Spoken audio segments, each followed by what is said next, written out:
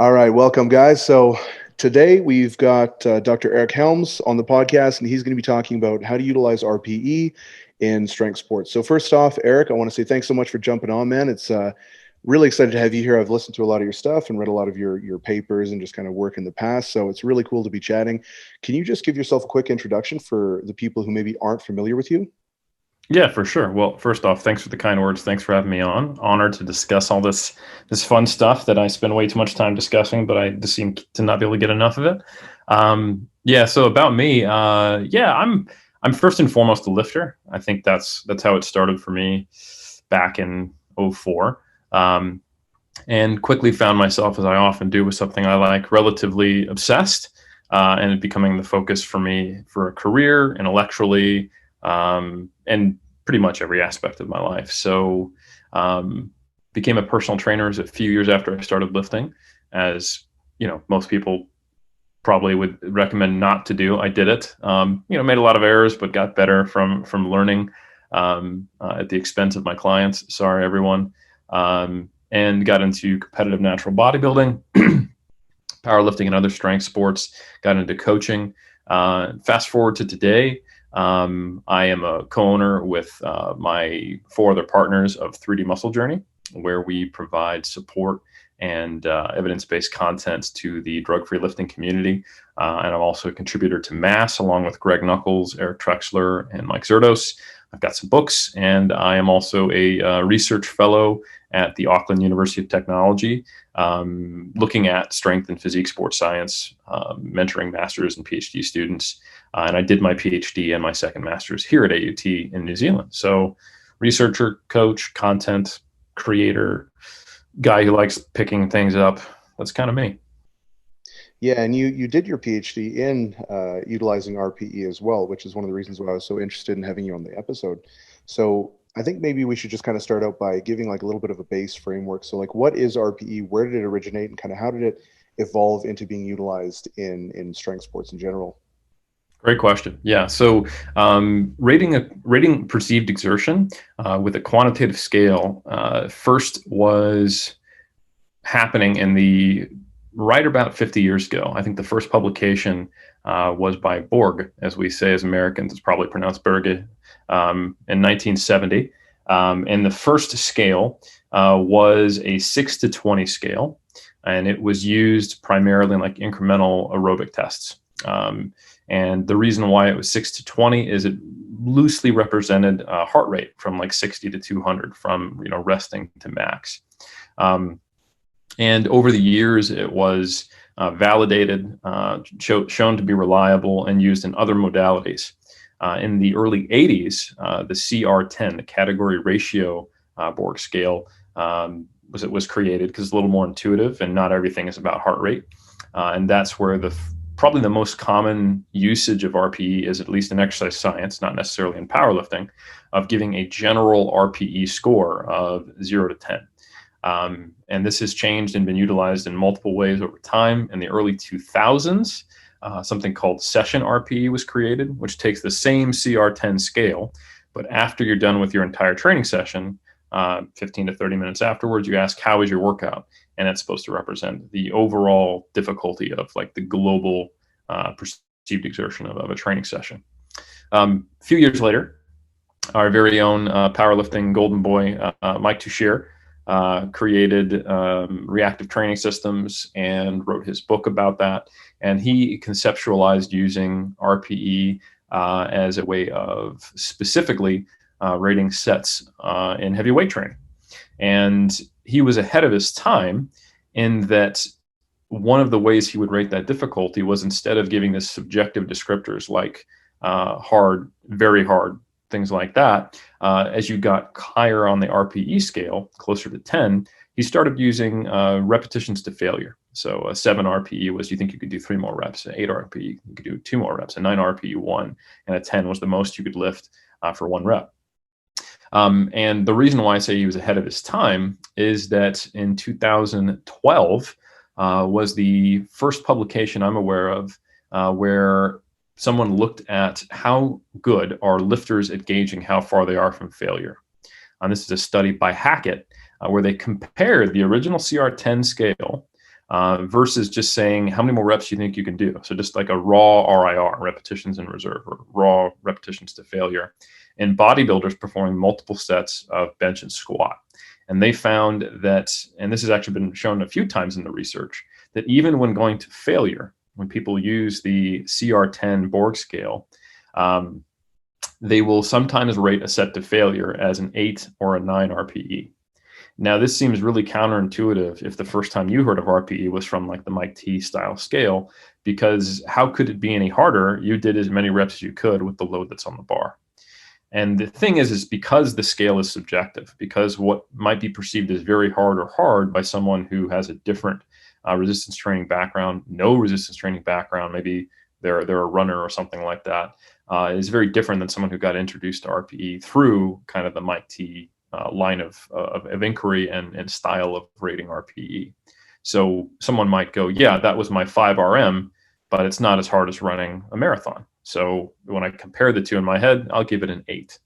And this was shown in that study as well. Most of the time, these bodybuilders, even when they hit failure, they're rating their RPE around 9. However, they're within 1 rep of accurately rating the repetitions to failure on average. And you could argue from that study that the accuracy was better with them just simply saying how many more reps they thought they could do. In the middle of a set, they were asked, at the top of the squat or at lockout on bench, how many more can you do? 3. And then they would go and they would compare the actual versus the predicted. That's been replicated in multiple different ways, validated with velocity. I did some of this work. Dr. Zerdos has done some of this work. Hackett's done more.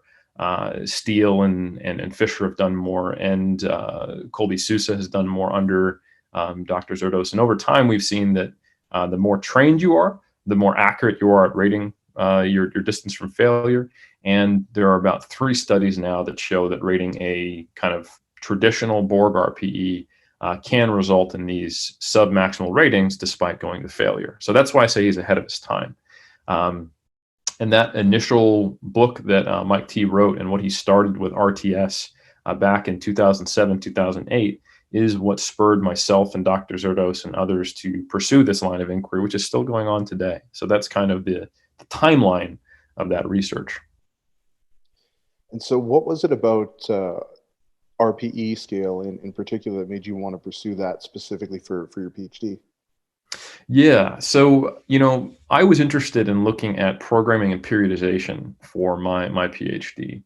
And a lot of the research in periodization I found was kind of mired in camps and in relatively rigid rules. And my experience as a coach and in working with higher level lifters, it taught me that there's a certain amount of individualism and agility you need to help people keep making progress, especially in a sport like powerlifting in the West, where people all have full-time jobs. They're coaches. They want to compete at a world-class level, but they also have to balance that with having kids, job, family, etc. So I found a lot of the assumptions that seemed embedded in standard kind of periodization were trying to predict performance months in advance. And they were primarily based around metrics that weren't quite, that could be individualized. Like you can certainly take an athlete and test how many reps they can get at 80% of 1 RM. But most of the time what people do is they take these semi-stock standard programs, make small adjustments to them and go, okay, you're going to be doing on your quote unquote hypertrophy day 3x8 at 70%, week 1. And from what I know of the literature, there are some people who can do 20 plus reps with 70% of 1 RM, and there's some people who struggle to get 10. So those are very divergent programming strategies for 2 different people if they have different characteristics. But they're seen as being quote unquote objective because it's a strict percentage of 1 RM, and I think it's actually less accurate. So that was some of the rationale for me. I didn't want to pigeonhole myself in comparing, say, one specific type of periodization versus another. Even then, periodization is very conceptual. Like you can say reverse linear or block or undulating, weekly undulating, daily undulating. But then when you actually sit down and create a program from a statistical perspective and a scientific perspective, if I was to do a comparison and say, hey, this program was significantly better than this program, I could really only say it about the program. because you can create another iteration of any one of those periodization philosophies, written better or poorly, or better or worse designed, and you could see it flip the other way. So I thought it would be more useful for me to investigate tools of individualization rather than specific schools of periodization in terms of what I could give back to the community. Can you kind of explain the difference between like intensity of effort and intensity of load before kind of getting into some of the nitty gritty stuff of RPE? Absolutely. Yeah. And I think it's an important distinction. So, for example, if you were to put 85% of your 1RM on the bar, most people would say that's a high load, that's a heavy load, or maybe one step down from what, if you're thinking of it in terms of bands of percentages, of like 90% over is like the heaviest you would go. That's the heaviest you use in a training block. 85%. It's just one step down. However, if you were to do a single rep with 85% of 1RM, depending on your individual characteristics, that would probably be like a 5 or a 6 or a 4 RPE, meaning you could do 4, 5, or 6 more reps after that first rep. So there's no doubt that if you put 85% of your 1RM and you're in a regular quote unquote state, you're not especially fatigued, and it wasn't a long ass time ago when you tested that 1RM, you'll be able to smoke that single no problem. It'll feel heavy on your back, and it is heavy, no doubt. It's 85% of your 1RM. But the intensity of effort, which you could describe with being RPE, is low on the RIR, repetitions in reserve-based RPE scale. That'd be like a 5 RPE. And if you read some people's comments online or their discussions, there's no point in ever training with a 5 RPE. That's warm-ups, which may or may not be the case. And I think it's a funny thing that sometimes the conversation changes just by starting to use RPE. Like if you look at all of the Chico programs and that style of training, most of the time you're doing doubles, triples, and fours between 75 and 85% of 1RM. And people are totally fine with that. But when you tell them that I want you to do a double or a triple at a 5 RPE, like, oh, you can't do that. You won't get better. You can't get stronger at a 5 RPE. So I think that's not the point of your question, but it's a useful foil to kind of show the distinction, that there are somewhat independent effects of the two. I would probably guess that doing a lower RPE set at a higher load would be more likely to improve strength than, say, doing a lower RPE set with a lower load, even though you'd get a lot more reps in. If you did, let's say you could do 15 reps at 70% of 1RM and you did 10 versus doing a double at 85%, I would expect that the double at 85% to more acutely increase your strength, even though they're both a 5 RPE. So they both have an effect. They're measuring two different things.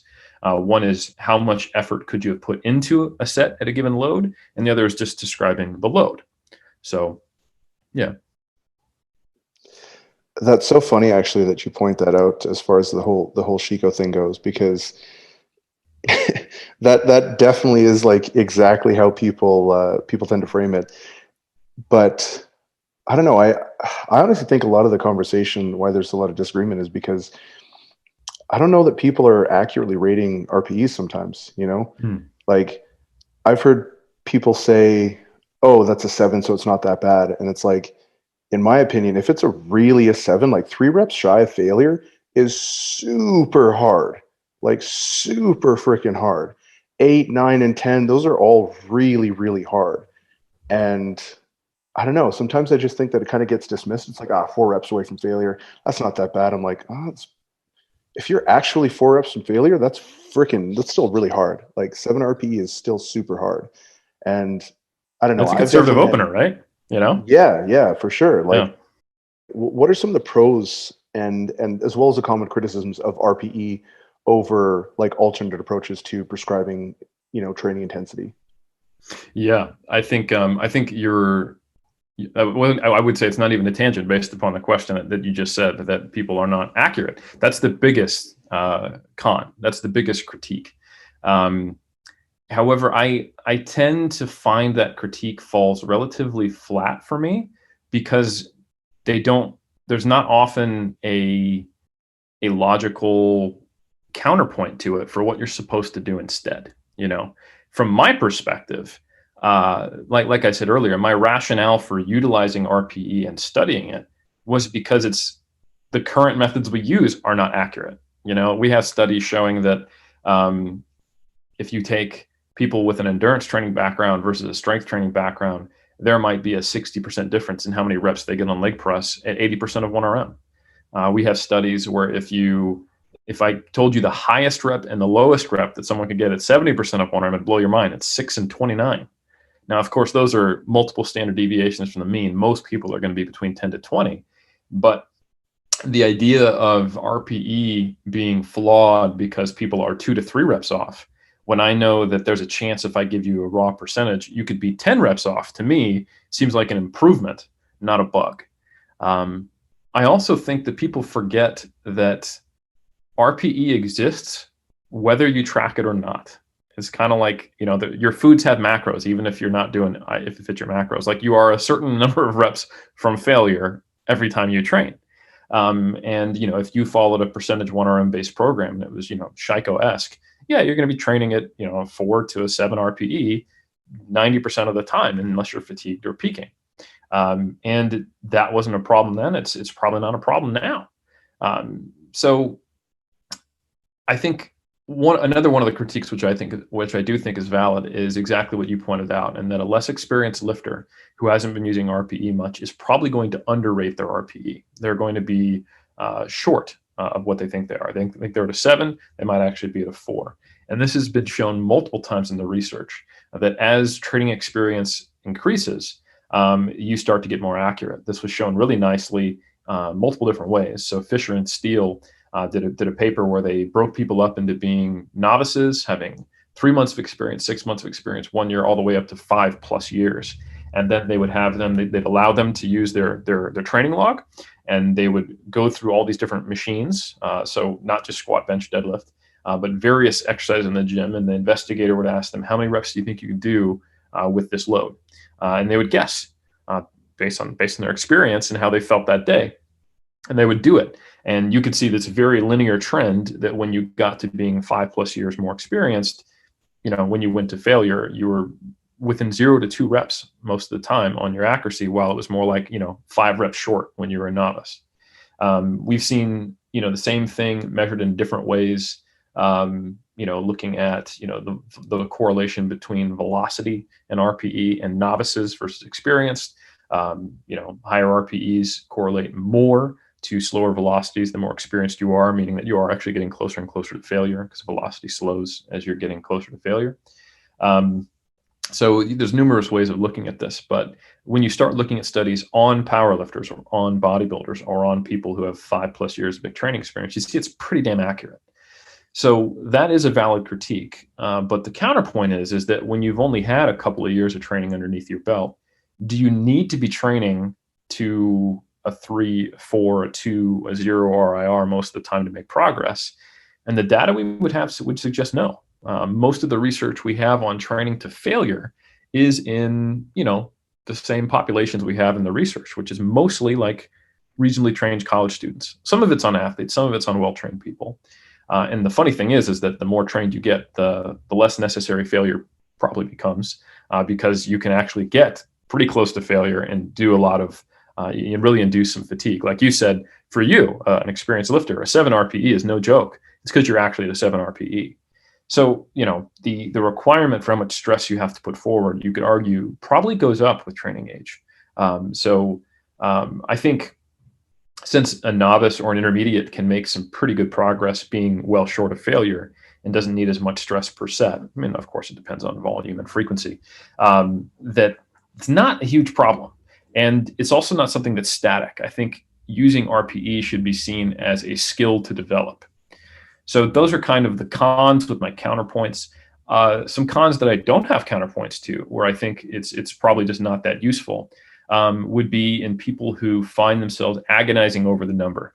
That they're looking at their video, they're asking their friend, they're going, it's a 7, this is an 8, and they find they trend towards paralysis by analysis, or that it's just an extra variable for them to track. They might do better without using RPE on certain lifts. And it also depends on how you use it. I do prefer using RPE in ways that is complementary to other approaches. So for example, If I am going to work with someone with not a ton of experience, I'll normally give them a percentage 1RM and then an RPE range afterwards. So for example, let's go back to that 3x8 at 70%. I might say in parentheses, oh, and by the way, this should be between a 6 to 8 RPE. So if that first set at 70% is a 5 RPE, we kick the load up a little bit on the next one so that all the sets fall between that 6 to 8 RPE range. And they can try to hit the bottom, and then cumulative fatigue will drive it up set to set. That's useful for anyone who's new to it.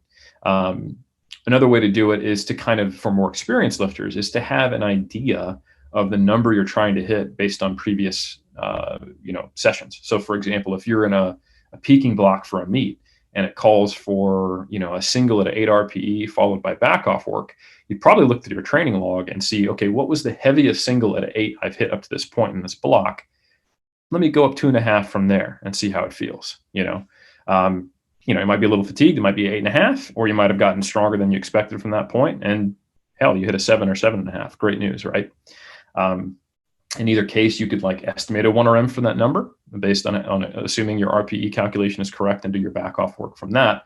And you're able to kind of have this ongoing gauge of what your estimated 1RM is. So the only true critique that I really have is that if it really gets in your head, it's probably not something to use all the time or on certain lifts or in certain circumstances where, if you're close to a meet and you just need some objective numbers to hit. That's a great, then if we don't want to talk about individualization, if you're working with a coach who knows you really well and knows the rate of progress they can expect from you, they can be like, hey, I want you to hit 205 on Saturday. And they think about how much fatigue you've incurred, where you're at in your programming. And that's maybe a number they know you'll hit, but then maybe a reach or not. And then maybe on the platform, you're hitting 215, 220 or something like that. That's just a random example. But I found myself as a coach in that situation where I will, within the same week for certain lifters, program RPE and program exact loads because I want to protect them from potentially failing close to a meet and also not have that sense of urgency that we all experience when we want to be stronger in our next meet. And sometimes we see the opposite. Instead of underrating RPE, we're like, let me go for something that's probably going to be 8.5 and I'll call it an 8 just because I want to have confidence that I could open at that and then have a second attempt that gets me close to that PR on my third kind of thing. So psychology definitely comes into play because of its subjective nature, and that may need to be sidestepped. So that's a lot of cons and the potential counterpoints. Some of the pros are that obviously it inherently individualizes programs, right, in terms of the load aspect. It also gives you a constant bead on what your current estimated strength is throughout a block without necessarily needing to test. So one thing I like to do is during even volume blocks, I'll do some singles. We talked about a single at 85% of 1RM, like a single at 5 or 6 RPE. I'm not super confident that's an accurate reflection of an estimated 1RM, but the way you use that is you go, okay, I did a single at 85%, or what I think is that, we'll just say a single at a 5 RPE. If I did get another 5 reps, that is my 6 rep max. I'm going to calculate my estimated 1RM from that 6 rep max and use that to gauge my progress throughout this volume block. And then when I get closer to competition, those singles become 6s and then 7s and then more frequent and then 8s and then 9. Then I'm practicing my openers, then I deload and I do a meet. And this is a way to give you a little more confidence on the efficacy of your program, or at least is your strength doing what's expected? When you're pushing a lot of stress to the system, is it maintaining or going down? That's fine. When you have a few days off and you test it again, is it coming back up? Does that mean you had enough stress and then enough recovery to actually see that increase in performance? Is your taper working, et cetera, et cetera, et cetera? So RPE, unlike, say, a percentage 1RM, if you're not thinking about it, if you just have 3x3 at 90% of your pretest, that could go really well, or it could be really, really challenging. And you might have an idea of how strong you are, but if it's not, you're not actively collecting data on what is my estimated strength, which is something I really like from estimating how many reps you could have done. Yeah, that's great. You definitely said a lot there, and there's quite a bit to kind of unpack even beyond that. I think the one thing that I liked, you mentioned in the beginning, the predictive power of being able to determine your level of your athlete's level of preparedness at any given time point, let's say a month down the road, 2 months, 3 months, and how that might fit in with RPE. And so it kind of seems like RPE the level of imprecision is based on the athlete's discernment, whereas with percentage-based training, the imprecision is based on the coach's ability to predict. And so it kind of seems like either way there is some margin of error. And I mean, if you do have both, it just ends up being another tool. And again, I don't want to kind of mischaracterize whatever you're saying, but it kind of sounds like you're saying that utilizing RP or its effectiveness anyways would kind of be predicated on the individual and where they kind of fall on that spectrum based on like their psychology, how familiar they are with it, their training experience, and all the other kind of variables and things like that. So especially what did you say again? The RPE exists regardless of whether or not you use it. 100%. Like if you don't have to track how far you are from failure, but you are some distance from failure. Yeah, yeah, and so yeah, I feel like that's a really important point as well, because yeah, it exists whether you acknowledge it or not. And so I mean, if you do have another kind of data point, then so long as, like you said, you're not kind of obsessive over those things, which I definitely am, then it can only really stand to inform your training decisions a little bit better. So awesome. So that was actually one thing that I did want to get into, because I have read some of John Kiley's stuff and I have heard him on a couple of different podcasts as well. And he has some really interesting perspectives on kind of not so much programming, sorry, like periodization and how accurate our ability is to predict an athlete's level of preparedness in the future. So can you just kind of give a little bit of a rant on that and kind of what your thoughts are about that? Yeah, I think John Kiley has, in my opinion, pointed out some of those issues I talked about, like when I was reading periodization literature and figuring out if I wanted to go that way. I think John Kiley's reviews that he's written point to a misuse of periodization that is more common than I wish it was. And I think it's becoming less common, partially because some of his work and the focus on autoregulation. And that's kind of what Mike T would describe as a top-down approach. Now, sometimes some of the people who have been characterized as enforcing this top-down approach are not necessarily doing that in practice. It's just that when you have to write something for a textbook or in peer-reviewed literature, kind of that academic, definitive, null hypothesis testing, A versus B, lends itself towards these less nuanced statements. Anytime you're comparing a daily undulating program versus a linear program, and in the end, in the conclusion, you have to say this one was better than this one, or there was no significant difference. The intuitive conclusion is it doesn't matter which one you do, or one is better than the other in all cases, when in reality, something that blends the two of them might be even better. Or, the one that was better than the other, as my colleague Dr. Zerto says, might be the second worst program on the planet. And you just looked at the two worst and you found which one was slightly less shitty, So it lends itself towards these broader black and white statements that really miss the nuance of what it's like to work with individuals. So I think John Kiley has pointed out a number of things that I think are really important for us to keep in mind. As we increase the complexity of our theoretical models for periodization, we can't lose the fact that some things that are not underneath our control, some things that we can't directly or at least reliably manipulate, have very large impacts on the outcomes. So, for example, there's research showing that during periods of exams, college athletes get hurt more frequently. There's data showing that college students who lift weights, who report more personal life stress, make poor resistance training gains. There's data showing that if you give athletes inspiring videos or depressing videos before training, it significantly affects their performance. There's data showing that people who are under emotional stress heal slower. There is a ton of data like that.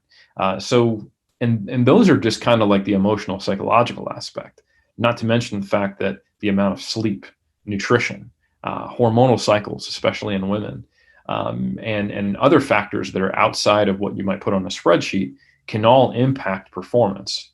So when you think about all of that and you see a highly pre-planned program for the next 3 months, multiple mesocycles strung together, and they're defined down to the sets and reps on some day 3 months from now, it seems to be an inherent mismatch to me. So I think probably a better way of conceptualizing periodization, and this isn't directly related to what John Kiley would suggest, is kind of thinking of it from logical first principles. And this is kind of what you were saying earlier. The more I read about this stuff, the less I think it all really makes a lot of sense. And when you think about what we actually know about periodization, things that we have pretty solid data on, it all really does fit together. We know that in general, we have the best evidence we can have that a bigger muscle tends to be a stronger muscle. We know that periodization in general is better than non-periodized programs. And in the research, that's simply defined as there is some change week to week or every couple weeks, and it is typically moving towards a higher intensity at the time of testing. And that is compared to just training with the same load, or rather the same rep, like 6RM the whole time, and then just letting the 6RM go up as you get stronger without any variation. We know that being more stagnant or monotonous in your training, which can be mathematically defined as basically not changing load or volume, is more correlated with injuries in athletes and illness as well, and poor performance, which we haven't observed in strength sport, but I have no reason to believe that wouldn't be the case. So we do know that some element of variation is important, some element of what some describe as linearity, essentially seeing volume come down as intensity goes up, and that finding a way to make people have bigger muscles might help them be stronger by the time they need to actually be strong. So if you let periodization for at least resistance training, because it's a whole other can of worms if you want to talk about everything like a team sport athlete needs to do. But if we think about, okay, well, what definitely emerges from that? We're probably going to see some focus on hypertrophy training further away from a competition, or at least higher volumes and less specific work. We're probably going to see changes in the rep targets, the volumes, and the frequencies throughout a block. We're probably going to see some tools to manage fatigue. Another element of periodization we've got data on is tapering, and that seems to, at least at the group level, reliably increase strength. So, if you were to make a quote unquote bare bones, only what we have high quality evidence-based couple of mesocycles, you might have a higher volume block with changes in the reps, at least weekly or sometimes day to day. You call that undulating. And you can have the load slowly getting heavier as the volume starts to go down, and then another block where specificity increases. You're doing less hypertrophy work, more movements that mimic what you're going to be testing, higher loads, lower reps, higher RPEs perhaps, by necessity as load comes up, a taper, and then a test. And that's about as much as we can say. When you start to see people get more granular than that, we know they're going out on some type of theoretical limb. They could be right, and their general statements might be right. However, they could also be totally subsumed, those effects, by some of those things that John Kiley points out. And I think generally the way we look at that is that's what we described, a bottom-up perspective of saying, I can't necessarily predict your performance on any given day, but I'm going to have these general logical sequences and plans for where I'm at with some embedded elements of periodization. And that's going to help us follow what we think is best, but it gives us that ability to adjust when we see that all of the collective things that make you a human in society might result in your performance not being what we necessarily expected. I wanted to touch on just a little bit like what the differences between RIR and RPE are, since they just kind of seem like inverse scales of each other. But there does seem to be a difference beyond just counting repetitions in reserve. Can you just kind of touch on that briefly? Yeah, I used to be a little more rigid with this, and I think it was just because I came from the Mike T school, and when I saw people wanting to use raw RIR, I was like, you can't do that. And then when they asked me why, it's like, well, because it's not the way it's done, which is never a good answer.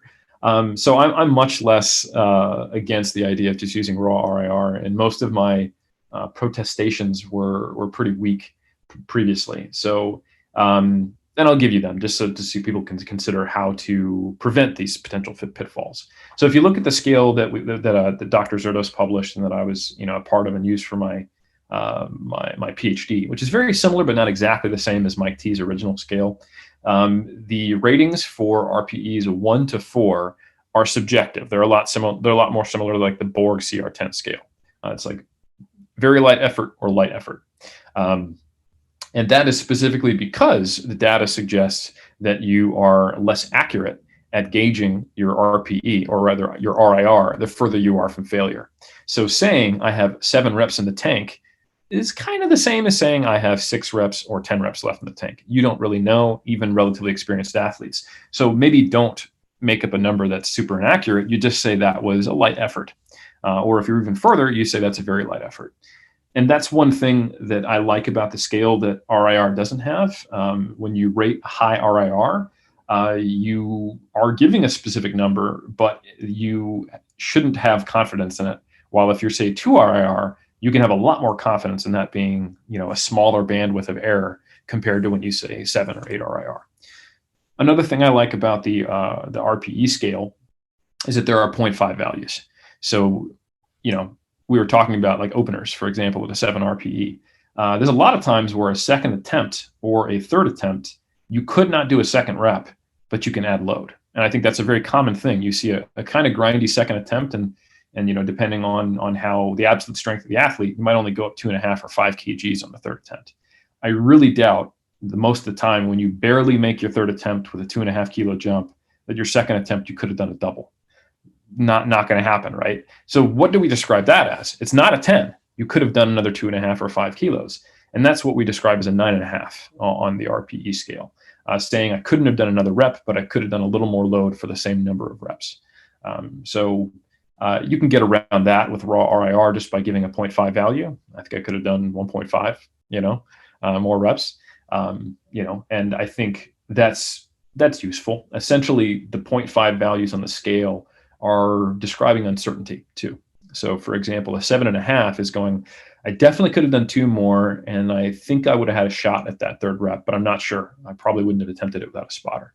That's kind of what the language means. So that is it's a little more difficult to communicate that with raw RIR. It's a little easier with the RPE scale. The downside of the RPE scale, though, is that you do have to think about inverting it. You have to look, okay, an 8 RPE, what's that again? Oh, it's 2 more reps. Now you quickly get used to that after using it, a few times. But it's a little more intuitive, especially with, all your blood in your legs and not in your brain, just to be like, I could have done 2 more, than an 8 RPE. So I personally have no issue with someone using either, so long as they're aware that the scale itself allows for some uncertainty with the 0.5 values, and that as you get further away from failure, it no longer describes RPE as RIR because you're less certain. So I think there's pros and cons. The only con I would say is that extra level of translation, having to invert it. But the pros, the 2 things I mentioned, I think are worth it if you're familiar with the scale. You mentioned a couple things in the beginning, like talking about RPE caps, session RPEs. What are some of the other utilizations of RPE outside of just rating a single set that you can use from like a program design standpoint? Absolutely, yeah. There's a ton of things you can do with it. So some of the more common ones that I find are intuitive and easy to use are having open-ended sets. And this is another way to blend percentage 1RM and RPE. So for example, if you want to have a volume day and you would previously program 3x8 at 70%, and you listen to this podcast and you go, well, what if I can do 20? And how much stronger have I gotten since I tested my 1RMs 3 weeks ago at the start of this mesocycle? Well, you can still do 3x70% of your previous 1RM. But you don't have to stop at your 8th rep. If the goal on that day is to accumulate volume and stimulate hypertrophy, well, the good news is hypertrophy can occur, on a pretty equal per set basis if the RPE is similar. It's sufficiently hard, whether you're doing 6 or 20 reps. On a per set basis, the data we would suggest is that if you did 6 reps and they're reasonably hard, or you did 20 reps and they're reasonably hard, both of those sets is going to stimulate a similar amount of muscle mass gains. So you could have an RPE stop. You could do 3x8 at 70%.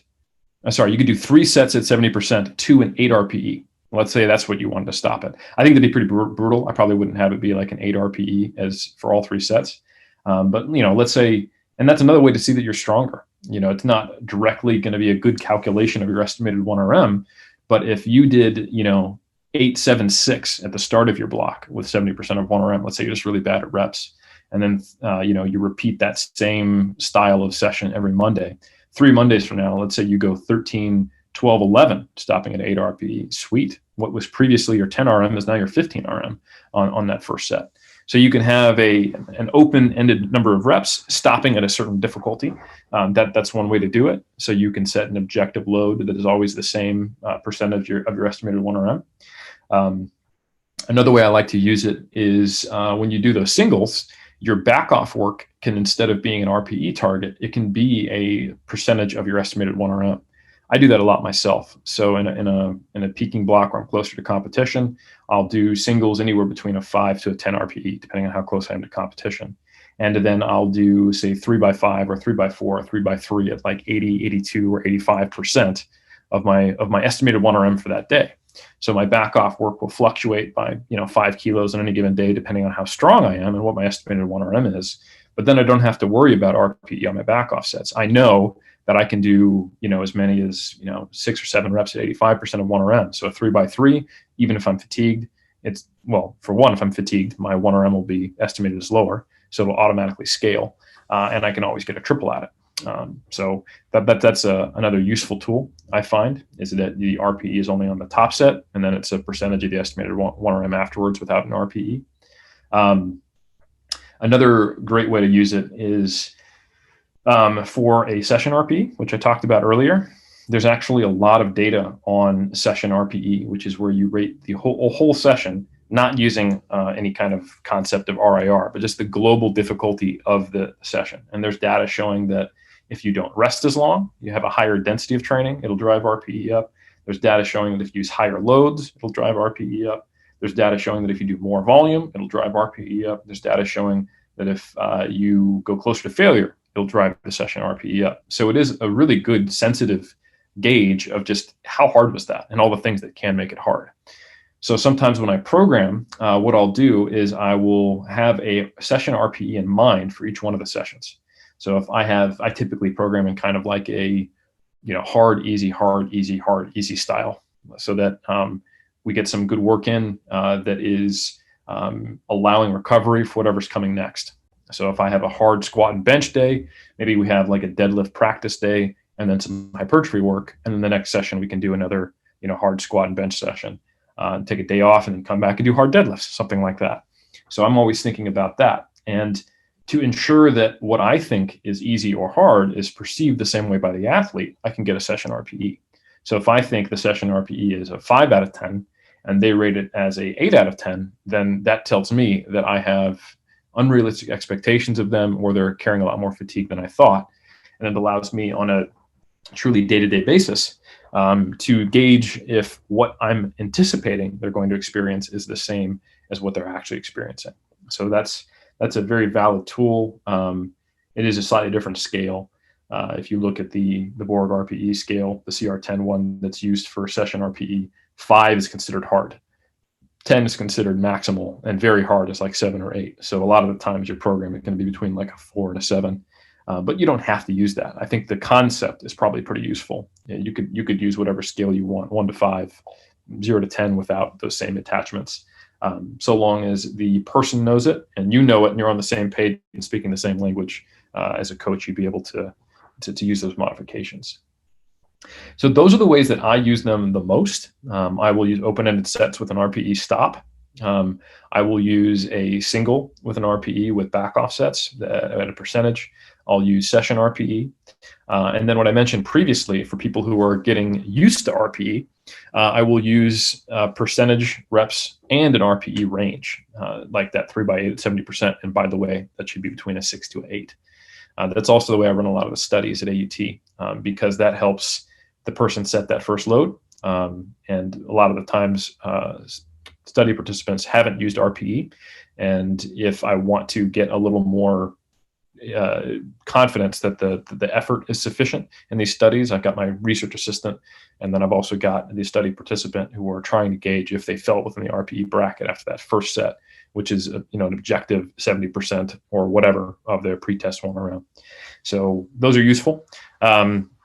Also in those cases, if you are someone who wants to use percentage 1RM as much as possible, like maybe that's how you would use your RPE as kind of like a corrector to when your percentage of 1RM isn't there, isn't what you expected it to be. And in those cases, your accessory work, which you probably wouldn't test a 1RM, that's where you can just use a straight up RPE. So that's kind of how I write programs for people new to it, or in studies. They'll have like squat, bench, or other compound lifts that we have done a 1RM on with 3x8 times 70% in parentheses 6 to 8 RPE, and then once they're done with their compounds, it'll say bicep curls 3x8 at a blank RPE. Could be an RPE range or could be a specific target. So it's useful for accessory movements where there's less cost to going close to failure, less cost to just being a little less accurate and trying to have to quote unquote feel it out, and movements that you wouldn't do in a 1RM on. How would that apply, I guess, a little bit more broadly from a fatigue management standpoint, determining frequency of each lift, and then maybe intensity and volume as well, again, from a program design standpoint, but maybe zoomed out. And so instead of just looking at a session, we might be looking at like the entire week or month or something like that. Absolutely. Yeah. So for example, if we stick with that kind of hard, easy kind of setup, you need to think about overlap and what's going to cause, lingering soreness and suppression of force production session to session. And then what is going to be useful work. So if I wanted to give someone, useful work, but in a state where I knew that they weren't very strong or were still dealing with muscle damage, I could do, singles, doubles, and triples at a, 5 RPE for a limited number of sets and consider that heavy practice. And if I really was thinking about the overlap, I could do different lifts overlapped with others, so I could have a hard squat and bench day, so let's say we're doing sets of 6 to 8 RPE on squat and bench. You're pretty wrecked. The next day we come in and we do 5 singles at a 5 RPE on deadlifts. And then we train muscles that shouldn't have been too jacked up from your squat and bench for your accessory work. So we could be doing, some hamstring work after the deadlifts at a reasonably high RPE from accessory movements. And then knowing that we're going to be pretty beat up globally, we take a day off and then we come back and we can do, practice work on the squat and bench and then heavy deadlifting work and no accessories because we just did all 3. Not that I would always do that, but this is just kind of a random example. So essentially, the way you're looking at the construction of microcycles is that in general, as you're moving from further from a competition to closer, your repetitions would be higher, your RPEs would be more moderate, and the movements you would use would be less specific. So let's say you're training in the 5 to 8 RPE range in the 5 to 10 rep range on your main lifts when you're multiple months away from competition. And then as you're getting closer and closer, you're moving towards the 1 to 5 rep range and the 7 to 10 RPE range with less accessories. But that might be averages. When you look at individual days, you might have some days that are, like I said, singles at a moderate RPE next to days that might be a much higher RPE to facilitate that recovery and fatigue management while still doing something that's useful. So yeah, I when I program, I normally think about what is the frequency per lift that is appropriate for this person.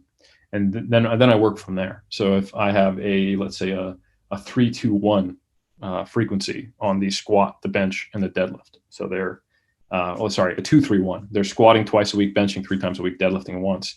I think about how do I distribute those? Where's the overlapping stress going to be?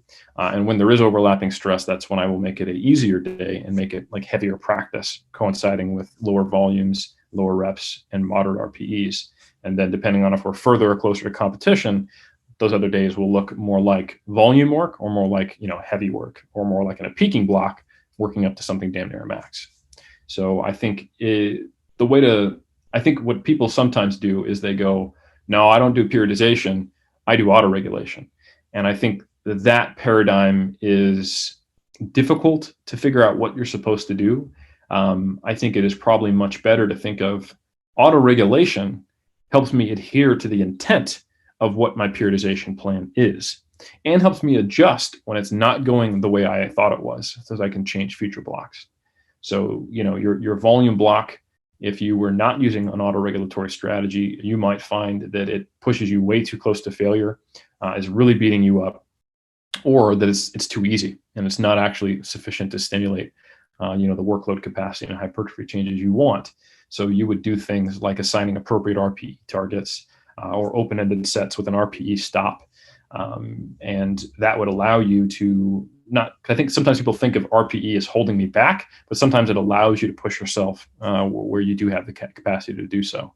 And then once you get into that intensity block, you instead of a rigid periodization plan, you have a single at a 9, instead of a single at 90%, So it just allows you to adapt to, or allows you to still fulfill the guidelines of your program while adapting to the realities of any given day and all the biopsychosocial impacts that can impact your performance. So to piggyback on the last thing, actually, about the whole biopsychosocial influence on training and just, your own level of like psychological preparedness, how often or what sort of benefits would there be to taking an athlete to an RPE 10, let's say, every so often? And this was actually something I was talking about with Bryce, your client, on this podcast as well, quite a while back, about kind of reestablishing like new thresholds, right? Where you're going for a while and you're like, this is my RPE 9. And so then because you kind of have that assumption, it's potentially a little bit more likely that you're going to feel that way. Whereas if someone's like, you know what, I'm just going to load up the bar, like you were talking about with the garbage bags. I know Bryce did that for a little bit and then hit some pretty big numbers. And so at what point do you think it's beneficial, especially since someone is utilizing a subjective method of gauging an objective metric? How often would you use that, or when would you use that, and in what context would you use that? Sorry, I know that's a really long-winded, vague question, but no, it's actually a very good question. I think it gets to the heart of why some people are uncomfortable with RPE, and it also gets to the heart of how to use it in an effective way that still pushes people to improve performance. Because if you were to take all the information I gave and to prescribe an RPE-based program to a robot, it would be fantastic, because they would accurately rate it. They would see then feel that their bar speed, was faster this time, and they would go, sweet, I can do more load. But I think as humans, we get certain numbers in our head. So Bryce is a great example of an athlete of mine who I use a mix of loads and RPEs. And that's because I know the way he thinks. And I think it's actually very similar to the way a lot of us think. Like, 650 for 5 was my like hard 3x5 a couple of years ago. Oh shit, Eric's got me doing that with 660, this block. I smoked it. I'm stronger. And now I'm open to pushing it on those RPE days. Where, anyone who's anywhere near high levels of strength, like, it still sucks to walk out stuff that used to be your max, even though you're well beyond it now. Like when I walk 400 pounds out of the squat rack, even though I'm close to squatting 500, I'm still like, fuck, that's 400 pounds on my back. That's certain things are going to just feel heavy. And that can get in your head. And it is, it's one of the reasons why, if you talk to Mike T about how he suggests you use RPE, is to take a mature but aggressive approach to selecting loads. Like if you're not sure, and you probably aren't, if we're honest, whether 200 or 202 is at 8 RPE today, do 202. Like if there's a chance that you would be able to set a new like submaximal PR, like my new best single at 8 RPE, well, you could just do the same weight as last time, and it'll feel within that range. It'll feel hard, but why not push it a little bit? The worst case scenario, you hit 8.5, no big deal. So that is why sometimes I won't give absolute numbers. I'll give a range, fall somewhere between a 7 to 9, with certain athletes that allows them to feel the permission to push themselves. Like, all right, if I feel like absolute shit, I'm going to do a single at a 7. If I'm feeling pretty good and I want to push it, I'll go for that single at a 9. So I think those things can't be underestimated because they have a big impact. You can't just take a percentage-based program, convert it into RPEs, and think it's just going to be automatically better when you give it to somebody. If their psychology is such that they're going to lean towards trying 200 again instead of 202 because they don't know if they're stronger, they don't feel it, and they're a little intimidated, then it could even slow them down. So I think it does take a more aggressive mindset. I think that is often baked into powerlifters, especially when they're prepping for a meet, so that I think we assume it takes care of itself, but it doesn't always, especially when you're dealing with prior injury or you're dealing with trying to break a plateau. You can get depressed from that. You can get kind of stuck in a rut.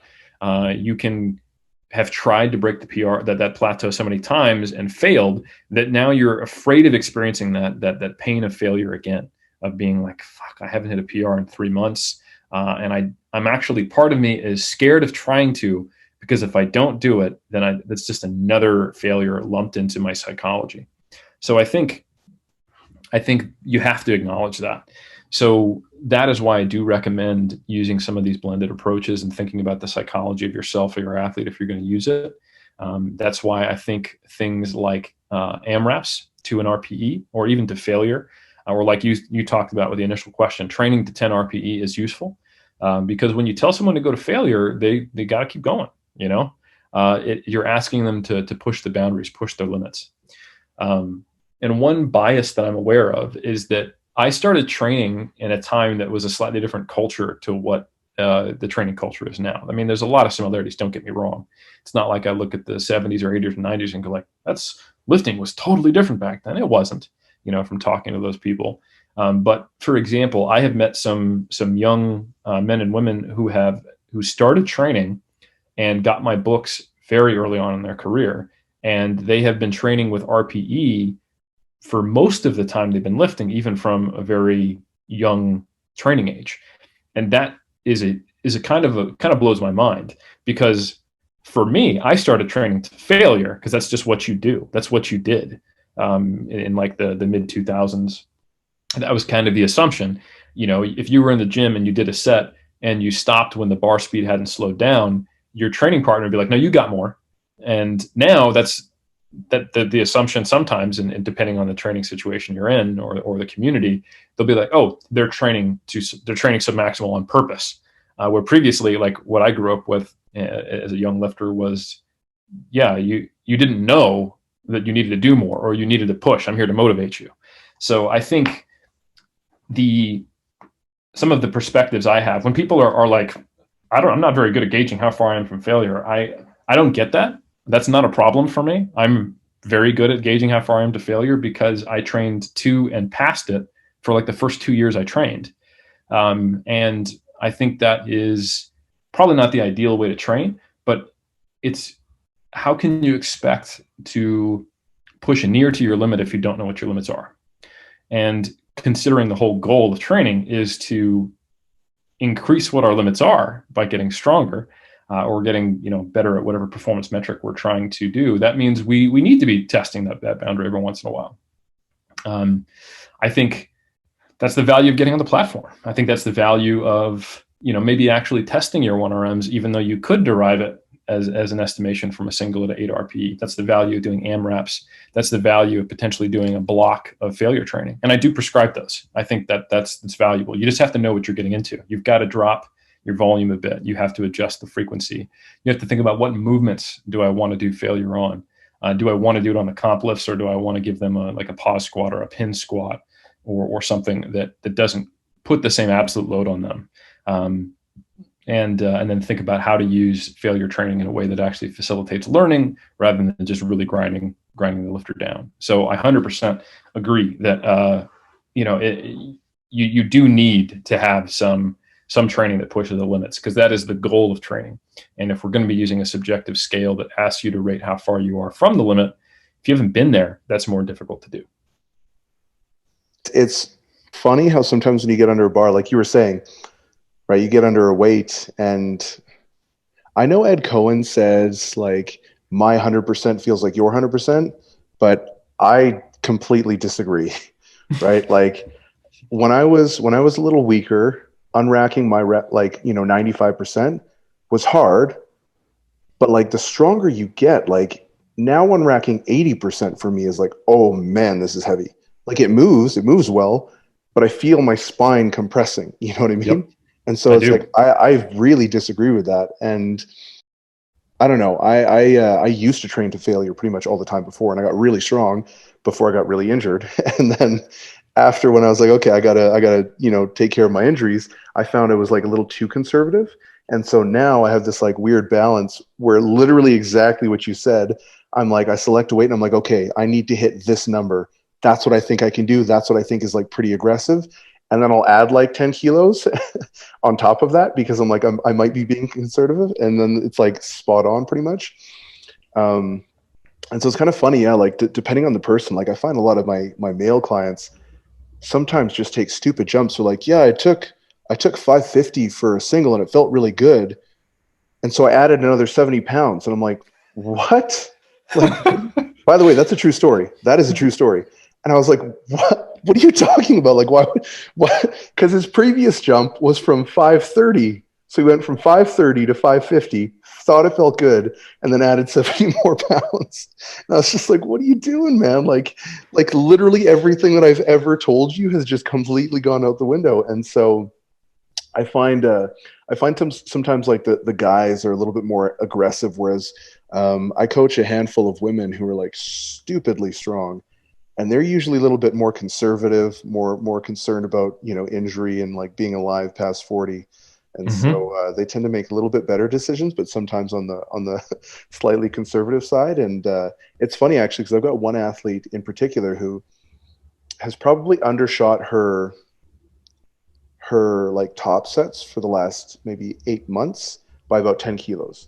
So she'll tell me what she thinks she can do, and then I tell her, no, you're going to do this. And every time she smokes it.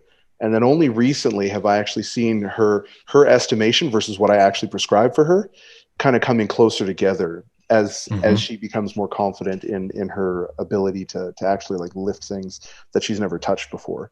So it's kind of interesting how your mindset and your frame of reference, your training history, all that stuff kind of feeds into how you're utilizing RPE as well as its effectiveness. So there's a little bit of a No, tangent. 100%, But, man.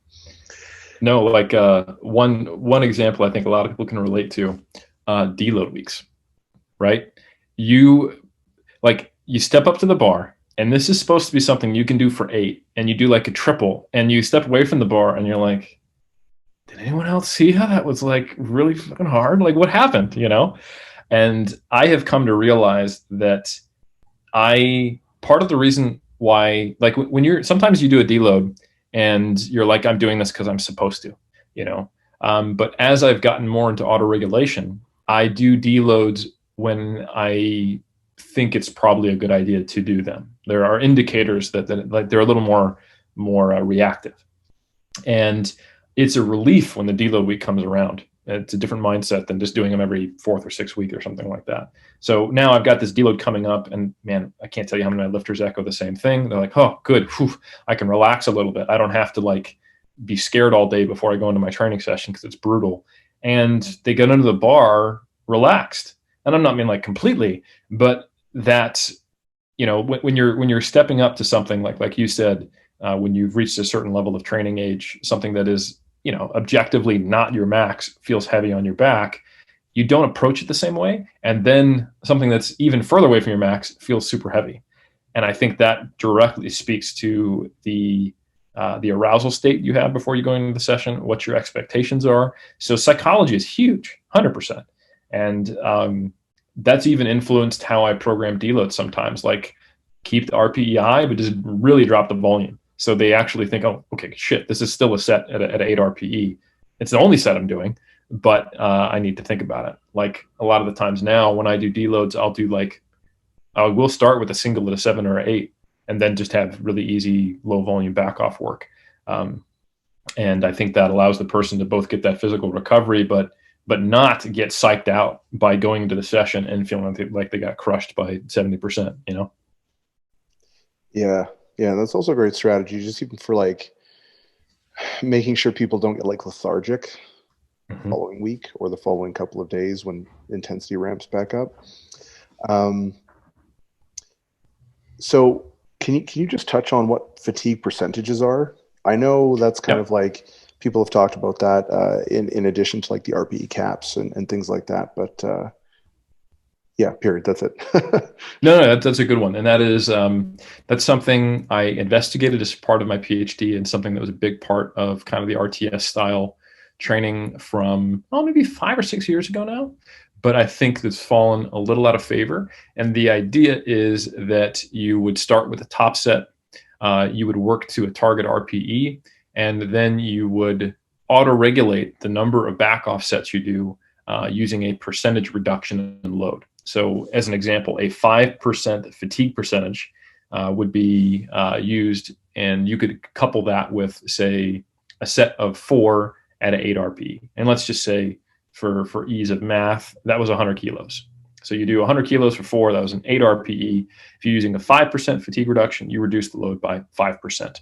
So you'd go to 95. And then you would repeat these sets, doing sets of 4 until you got back to the original RPE. And the verbiage of a fatigue percentage is you're quantifying the amount of fatigue you experience. So once 95 kilos is an 8 RPE or higher, you've fatigued by that amount. You've reduced the load by 5%, but the sets, because of cumulative fatigue, now feel just as hard as when you were doing 100 kilos to start. And that was something that Mike T came up with. I think it's a really interesting system. And the idea is that, okay, well, if I have a lower fatigue percentage, I'm going to get fewer back off sets. And presumably there'll be less total stress and less total fatigue. So I'll be able to recover from it more quickly. And if I was to give you a higher fatigue percentage, like 7%, you're going to have to do a lot of sets before you experience that 7% fatigue, to where 93% of what you did feels just as hard as that first set. You might have to do 4, 5, 6 back off sets. And then you would expect that for the rest of the week, multiple days, or if you train like that for multiple weeks, you would really start to be feeling the fatigue. So you could use lower fatigue percentages for earlier in the block, higher for later in the block, very low fatigue percentages for a deload, and combining that with the RPE and the rep range, you could make a cohesive kind of periodization plan. So you could have a volume block with sets of 8 at 7 to 8 RPEs with 5 to 6% fatigue percentages, and then as you get into your intensity block, those become 3 and 4%, and you're doing 1 to 5 at an 8 to 9 RPE, and then your peaking block was like no fatigue percentage, and you're just working up to a single set at a target RPE at a very low rep range, taper and compete. So it's basically a way to auto-regulate volume based on how quickly you fatigue. The reason why I don't think it's used anymore is set to set fatigue is influenced by a lot of other factors that aren't necessarily related to how much volume you should be doing. So, and it also doesn't work well with certain programming strategies. Like, don't do it with heavy technique work. Like if you're doing, like I mentioned earlier, 5 singles at a 5 RPE, if you gave yourself a fatigue percentage of anything, you'd be lifting all day long, because that for a single at a 5 RPE that you reduce the load from to go back to being a single at a 5 RPE would take all day long. And I actually made that mistake when I was doing the studies, seeing that I would have to actually cap the number of back offsets at 8 if I had people doing like doubles at 8. Like that's just not enough set to set fatigue to actually make that get heavier when you drop it by 3 or 5 or 7%. So that would be a strategy a little bit better suited for either fairly high intensity work or fairly high volume work, but not really mid-range and light work. Exactly. Yeah. So it's something you wouldn't use with a quote unquote power day, Right. And so how might you use RPE as like we've done a lot of talking about how you'd use it as a prescriptive tool, but how would you use it as a monitoring tool? That's where I think session RPE really shines. So the two RPE based metrics I use that are for monitoring are estimating 1RM from those singles or any reasonably low rep set to a reasonably high RPE. So I can get a constant gauge of performance, which tells you about readiness. And then session RPE gives me a metric of the perceived difficulty of a given session. So if someone racks up a bunch of high session RPEs for a whole week, that is pretty predictably going to drop performance the next week. And when session RPEs start to climb over what your expectations are, that might indicate it's time for a deload or time for a change in programming strategy, or at least expecting that performance will be down. If you're trying to overreach, you don't necessarily have to deload. You make whatever decision is appropriate for your strategy. So yeah, between an estimated 1RM that tells you where your current performance is, which tells you something about readiness and fatigue, and between those session RPEs, those are the two ways that I think RPE is best used to monitor retrospectively. One question that sometimes I like to ask people is, what is one kind of opinion you have that's maybe a little bit controversial and you don't necessarily have tons of evidence to support it, but you feel fairly confident saying, you know what, at this point, I still believe this to be true?